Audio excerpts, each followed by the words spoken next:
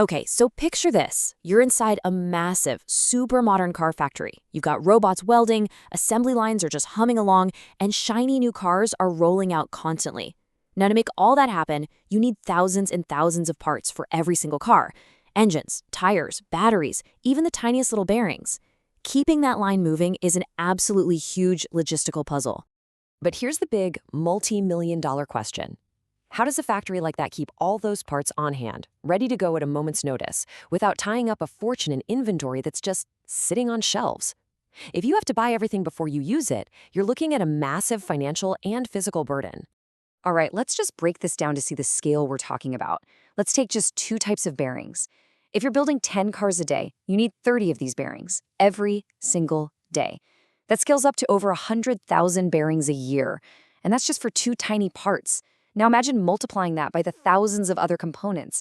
The numbers just get staggering, and the cost to hold all that stock is just enormous. So how do these smart factories pull this off? Well, they use this incredibly clever inventory solution. It's called the Vendor Consignment model. And trust me, it completely changes the game of who owns what and when. So what is it? Well, here's the core idea in a nutshell. The supplier, the vendor, delivers their parts and stores them right inside the car factory. You can kind of think of it like your electricity at home, right? The power is always there, but you only pay for what you actually use. And here's the really cool part. The vendor still owns those parts. The factory doesn't pay a dime for them until the very moment they're needed on that assembly line. And this is basically how it looks. You see the parts move from the vendor into a special area of the warehouse called consignment stock. So physically, they're in the factory, sure, but financially, they're still on the vendor's books. They are the vendor's property and their liability. Okay, so to really get this, let's follow the journey of just one single part, say a ball bearing. We're going to track it both physically as it moves through the factory and digitally inside the company's management system, which in this case is SAP. The whole process is managed by just a few key steps in the system. You can see them right here. It all starts with a special kind of purchase order, then the parts arrive, they get transferred over for use, and finally, the payment gets all settled up. Let's walk through the most critical steps right now. All right, step 2. The truck full of bearings shows up at the factory. The workers unload them, they scan them in. Now, in the SAP system, this is called a goods receipt, and it's a special one, movement type 101K. That K is super important. It stands for consignment. So the factory's physical stock count goes up. The system knows the parts are on site. But here's the crucial part. There is no financial entry. No value is added to the factory's books whatsoever. And this quote from our source material really drives that point home. From an accounting standpoint for the factory, that stock basically doesn't exist yet. It's just waiting. This means the factory has absolutely zero financial liability for any of those parts. Okay, now for the most important part, the trigger. An assembly line worker needs a bearing for the car they're building. They walk over to that special consignment area, grab one, and take it to their station. In the system, that simple physical act gets recorded as a transfer posting. That's movement type 411K. This is the digital signal that says, hey, we're about to use this part. And that is the moment everything changes.